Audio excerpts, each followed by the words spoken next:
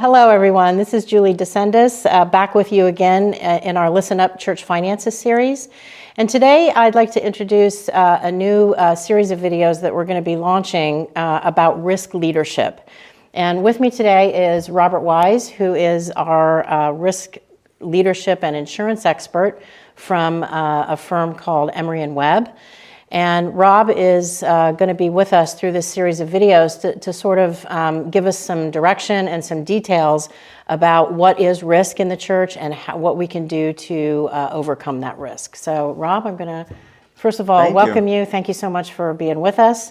Thank you. We know that this is a very tricky topic for people. A lot of our church leaders, myself included, really don't have a real good grasp on all of the ins and outs of insurance. So we'd like to give you this opportunity to set us on the right path. Excellent. Okay. Yeah, thank you for having me. It's great to talk with churches. We work with churches throughout the Northeast and a lot in New Jersey.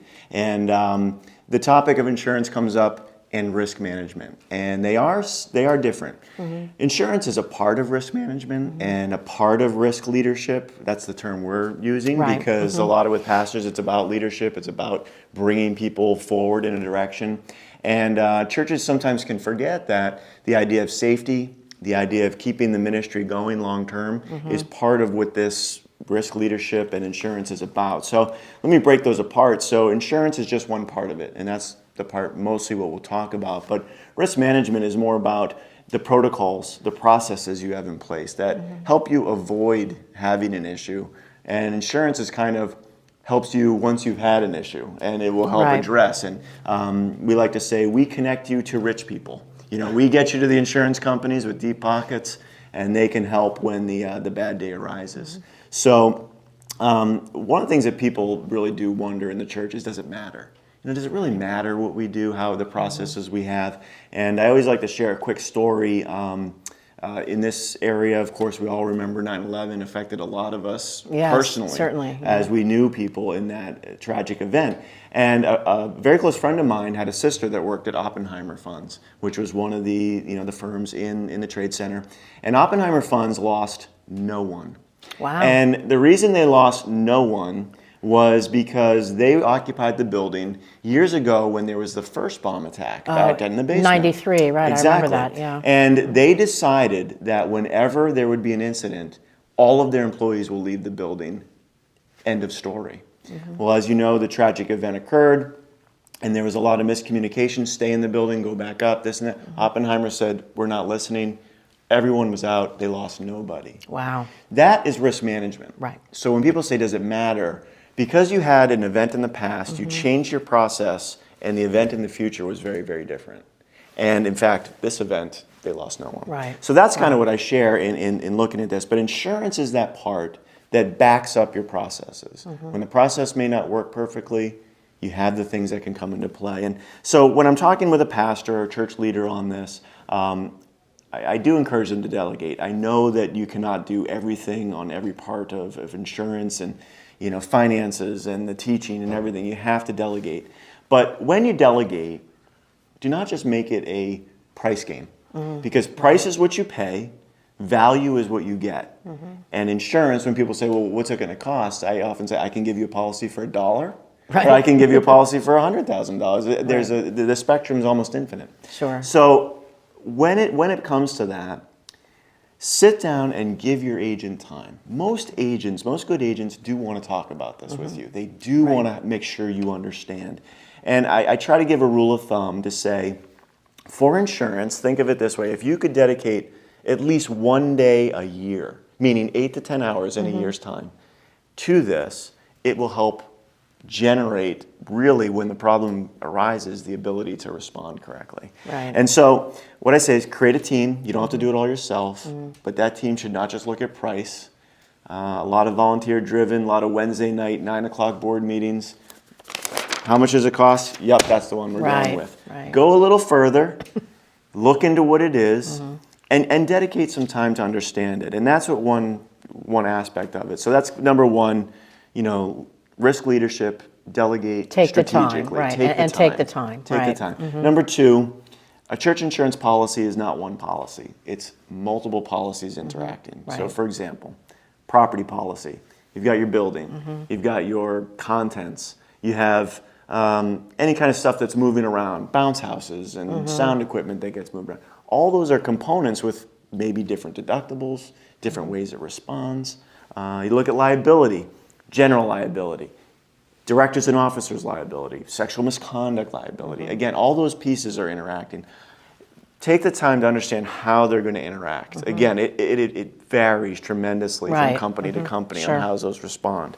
And again, going back to the idea that your agent does want to talk about this. You know, they really do want to help you understand and talk through those items so that you're confident when you're talking with your board, when you're talking with your leadership, when whoever you've designated to lead this is talking with the other people, that you understand what you have. So that's kind of too, is that it's not one policy. Right. It's multiple policies. So again, that's probably why you really need to spend time, and at least one of the things that I've learned here working with you and with the other people at Emory and Webb is that it's not just about filling out forms. Yes. And so my initial reaction is, okay, give me the forms, let me fill them out, let's get this thing renewed.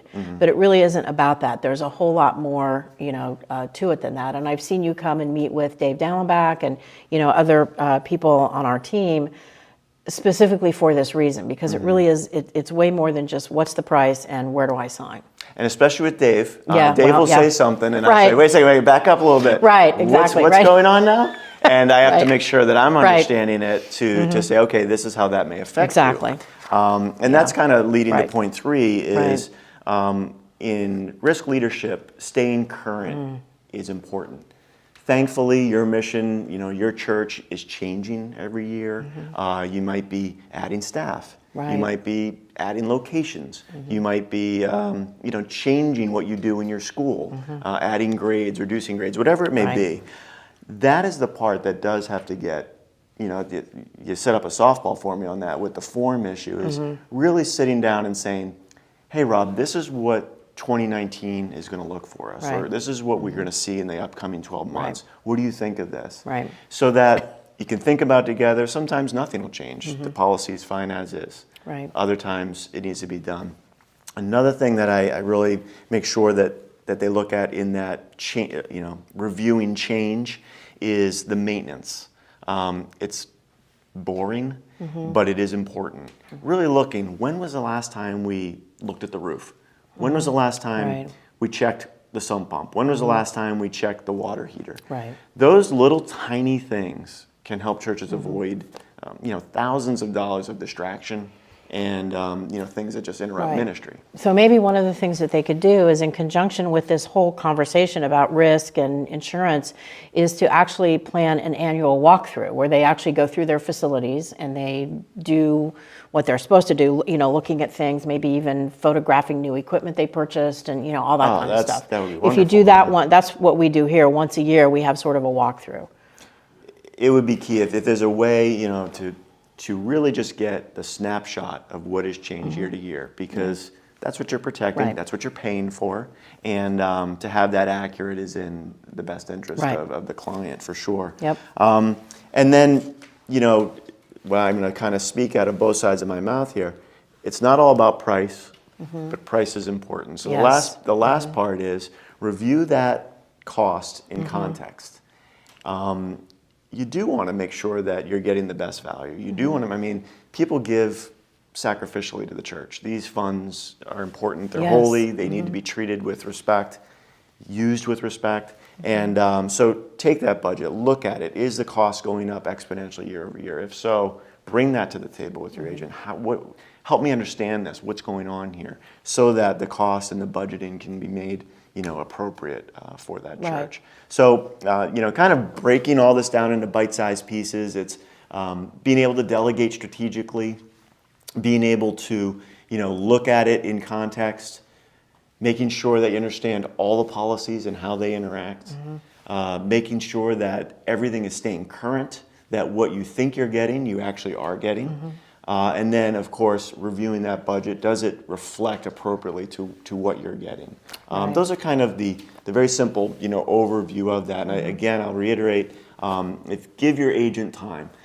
Just it doesn't have to be weeks on end, but at least 8 to 10 hours a year should be dedicated to reviewing this, because it is the deep pocket which we have seen carry churches, perpetuate exactly. ministries when it was a very, very bad day. Right. So it's incredibly important. Yeah. Well, listen, we thank you for being here, and just to let you guys know, we're going to continue with this series. We're going to talk about specific types of risk, specific types of insurance coverage, and I just want to also let you know and encourage you to click on the link that's included in this video. It'll take you to a place where you can get additional resources and where you can get in contact with Rob if you have any further questions or if you need to speak with him.